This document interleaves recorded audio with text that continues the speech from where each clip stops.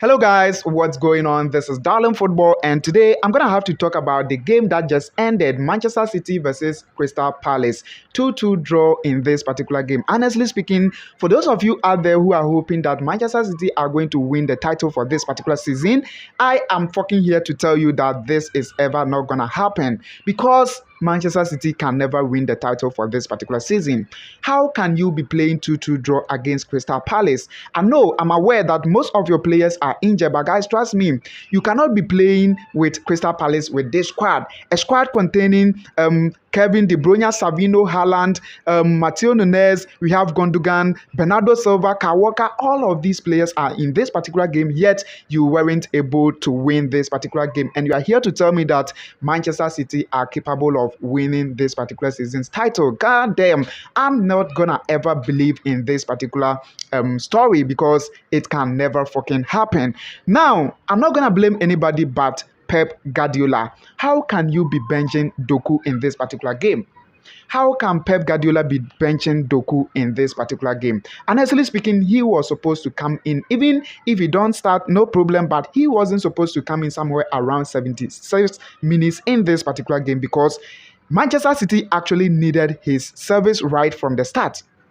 When he came in, you saw the way the game went. He totally changed the game. He brought a high pressure on Crystal Palace, but just that the minutes that he actually played was few. That is how come they weren't able to win this particular game. And of course, the red card also changed everything. And also, I'm not going to forget about this particular red card because in my own opinion, I think the referee actually cheated on Manchester City. How can this be a yellow card?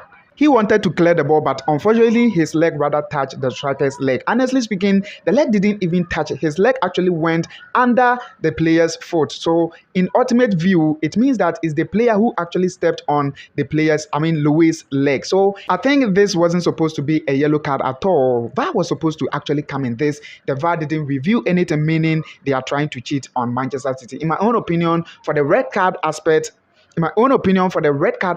they cheated on Manchester City. I'm not gonna lie. Then, guys, there is one player I'm gonna have to talk about it. Now, it's about time Manchester City start looking for another right back.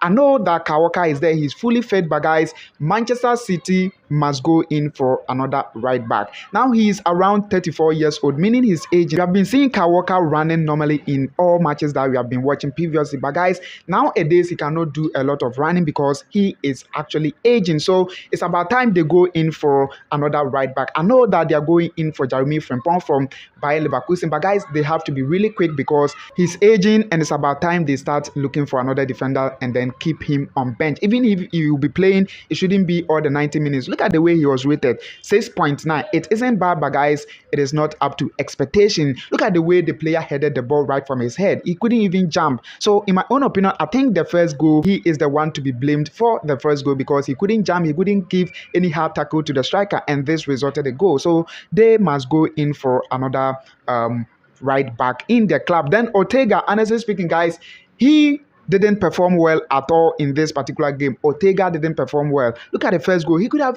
pointed the ball somewhere, but he wasn't able to do that. Then Kevin De Bruyne, guys, trust me, the performance for Kevin De Bruyne is gradually coming down. I know he was injured, but guys, you cannot be telling me that you can't perform, give penetrative passes for Manchester City to win this particular. He was trying to give those kind of penetrative passes, but all the passes were not going through. You see that he gave a couple of passes, but they were all being blocked by the defenders. So he has to actually come back as the Kevin De Bruyne we used to know, because if he keeps on doing this, then of course they are going to be breaking investors' hearts, all because we were all thinking that Manchester City are going to win this particular game, but it never happened. So we are all sad, of course. Our money has gone for waste, but I think that Manchester City deserved to win this particular game, if not the red card. But of course, we have nothing to say. We know that most of their players are injured. Aki is injured, Akanji is injured, Rodri is injured, Bob is injured, Stones is injured, Kovacic is injured. But just as I said, you cannot tell me you can't play with Crystal Palace if these players are not part of your squad. You can't tell me this. Look at the squad. Really quick, let's look at the statistics. Honestly speaking, Manchester City possessed all the ball, but just that they weren't weren't able to win. 68% ball possession for Manchester City, whereas the remaining 32 was possessed by Crystal Palace. They played all the ball, just as I said, but they weren't able to score. That is what really pains me. Erling Haaland got a goal, but I think he was supposed to score more than 2. Nowadays, he normally gets missing in a game. You can't be rushing on these defenders, penetrate on them, and then be scoring goals for Manchester City. Most of the time, you have to also be blaming him because his scoring abilities has gone down dramatically, honestly. Even though he had a goal, just as I said, but he was supposed to score more than 2 goals in this particular game. Then Ike Gundogan, trust me, he performed well, but most of the passes were not risky. Most of the passes were not dangerous. He didn't give any penetrative passes. All the passes he gave was players who were free. He would just be getting the ball, looking around to see a player who is free, and then be just delivering the ball. No, you have to look for a key passes. You have to look for a penetrative pass, guys. He didn't actually do that. And again, he was also slowing the game. Whenever he gets the ball, he just be bringing the ball back, slowing the game here and there. So, in my own opinion, some of the blames must also go to Ike Gundogan. So, pretty much, guys, let's look at the league table. If you look at the league table, of course, Manchester City are still on the 4th position, but just that the points difference between Manchester City and Aston Villa is just 2. So, meaning if Manchester City lose their game again and then Aston Villa wins, then obviously they are going to be out of the top 4. And you know what that means?